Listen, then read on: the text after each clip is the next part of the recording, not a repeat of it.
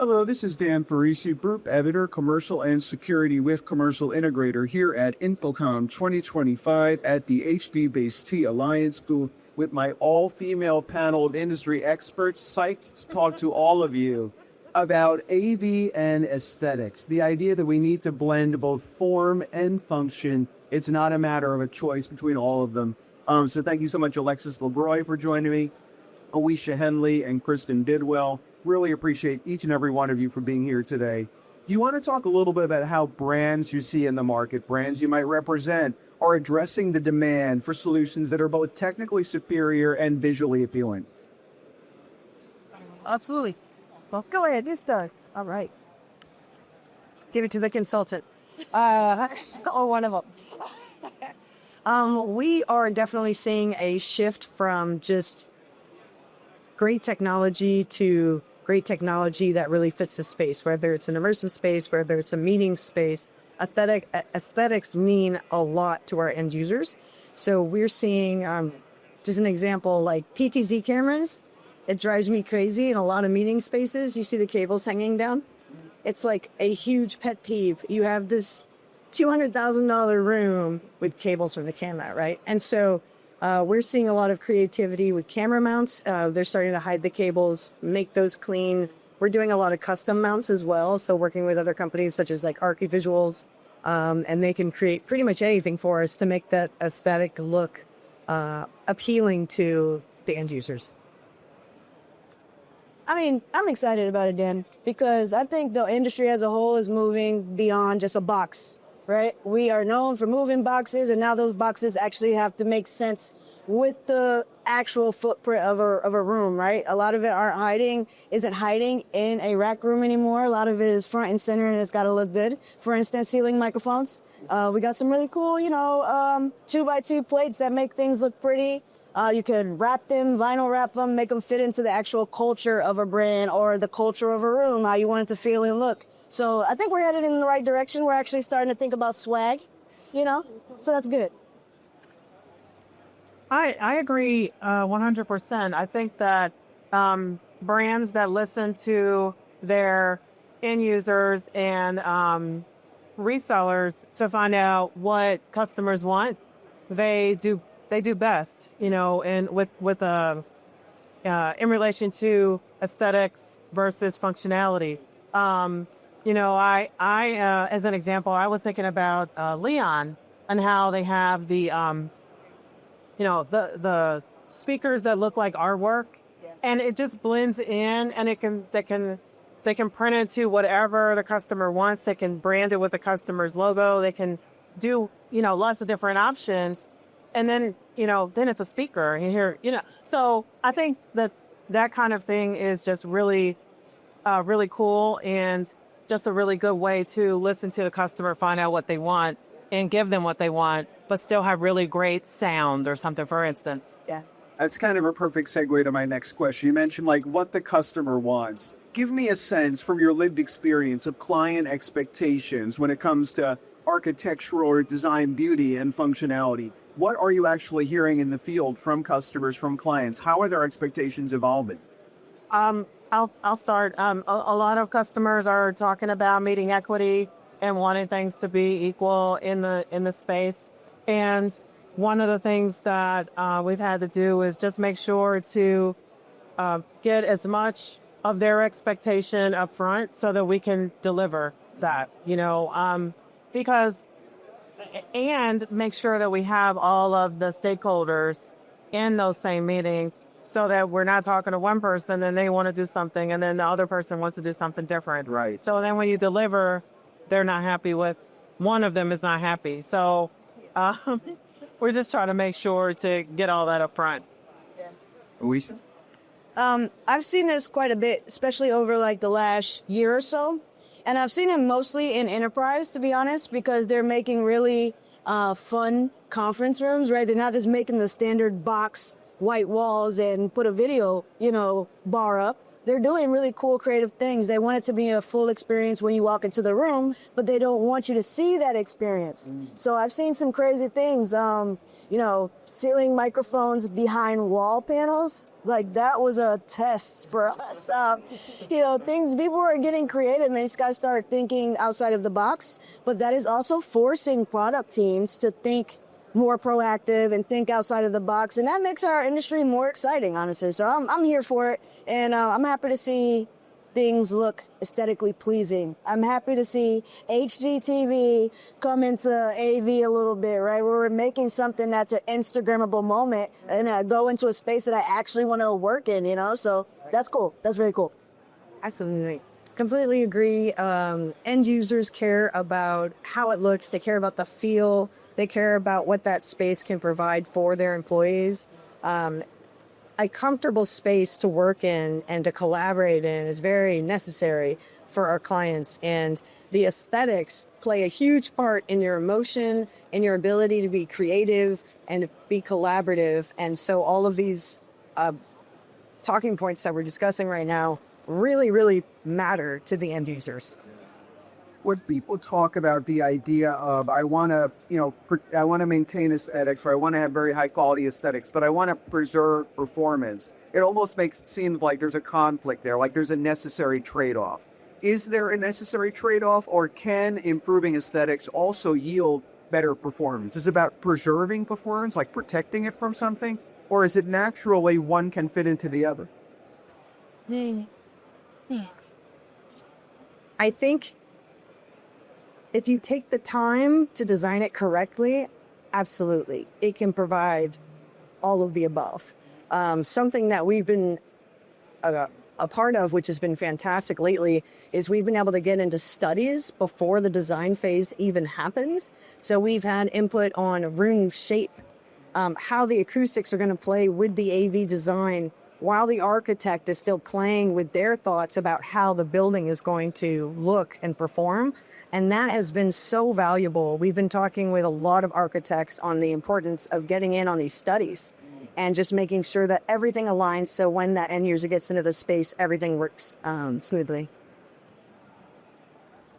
I think they could play in the both, obviously. We've seen it done. You've probably done it. You've probably done it to some extent. I just think from an industry standpoint, it's been a afterthought. And now as we move into a new era, I feel like, of doing things differently, I think from a manufacturer standpoint, we're just starting to look at things different and how the products are made beforehand. Like, oh, could this possibly be going behind a wall or, up on a ceiling that's made of all wood? And it needs to blend in with that. Like, I think we're starting to think about that beforehand and how we can, push the envelope forward and be ready for that instead of being like reactive, Playing catch up. Yeah, exactly. So I think it can be both, and I'm excited with the way we're going, honestly. I agree as well, and I think that again with the proper planning and not being an afterthought and not going in at the last minute, and the audiovisual is the last one in, and but now the project is ready to be delivered. With more time and setting the expectations, we can definitely do that. Otherwise, it's really challenging. Yeah. Well, going back to my Sonic Communications days, we did a video interview once with an architect and an integrator, and we titled it "Working with the Enemy" because we kind of phrased it like they had a naturally antagonistic relationship. Do you want to talk a little bit about the collaborative relationship that is possible with designers and with AV professionals? Can they really collaborate and not be, quote unquote, working with the enemy? I think so. I think that it's all about relationships. Everything that we do is about relationships. Just coming to the show, I've run into so many people and it's just, hey, hug, okay, bye, see you later. It's about the relationship, and it's about like seeing that, having a relationship with that architect so that they trust your expertise. We are experts in what we do, and we have seen a lot of things, and we have experienced some of those bumps in the road, and they have as well. you know, and they have a different perspective, but they have as well. And they are designing systems and spaces very early on. So having a partner in, you know, a designer, manufacturer, integrator, as an architect, I would think it would be a really smart move so that everybody can get what they want and be thinking about those things very early. Yeah, yeah. You know, when I first got in the industry back in SoundComm days too, Dan, I always wondered, like, why didn't more vendors or people we see on the show floor partner? And then COVID hit, right? And it forced people to actually talk to each other. Why did it have to take that for us to be like, hey, how are you doing that?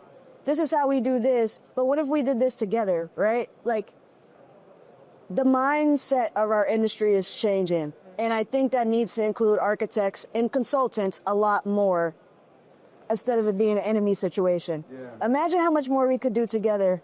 But I think we're still in this weird, I don't know, like dysfunctional understanding of partnership. And I don't know how to explain it, but I hope it changes. And I think conversations like this are pushing the envelope forward. And same with two consultants. I mean, you guys are pushing the envelope. So you guys tell us what to do. So I don't know. I think what to do is don't be a jerk. You know, partnerships and relationships are everything. Absolutely. You know, our firm really values our relationships with our architects. We really value our manufacturers. We really value integrators. I think genuinely everyone wants to do a good job. Yeah. Like, you're here, you love this industry, you want to do well. If I have friends in the field and they're integrators and we're doing a site visit, it's so fun to work with them to finish the project, to get it over the finish line. It's not fun to yell or get yelled at, right? And so it's just, why do we even go there? And I think there's, I think removing the ego and just understanding that, hey, this is our finish line. How do we get there? How do we work together to do that? I think that it is absolutely possible, but I think that mindset needs to change. I've been a consultant for almost 20 years. There are jerks that are consultants. I mean, that stereotype exists for a reason. It does. I'm going to admit it. It doesn't have to be your stereotype, though. Yeah. You know, when you're working on projects, you can be the nice consultant. You can be the nice integrator and really value your partnerships. And those partnerships are only going to take you higher. I mean, I get projects. Integrators send me projects. Yeah, that's big. Consultant get it, you know, and it's just because we're friends and we work well together. And I'll send them work. If I hear of a design build project and that's not our role, hey, you know what? I heard about this. Why don't you go after it? And it works out really well. Well, I want to just underline and amplify everything you're saying about collaboration. It kind of goes to what I was asking before about preserving performance. If I'm collaborating with you, but I'm just thinking like, let me preserve my sandbox so you don't mess it up. Let me just preserve what I'm doing. They're going to mess it up. Like, that is not a productive partnership. And it seems like what all of you are saying is, you know, take people's goodwill, recognize everyone's trying to do a good job. Everyone can complement each other rather than saying, this is my silo, don't encourage, don't bother it. And it sounds like all of you believe that that both can be done and maybe is already being done in many cases. Yeah, absolutely.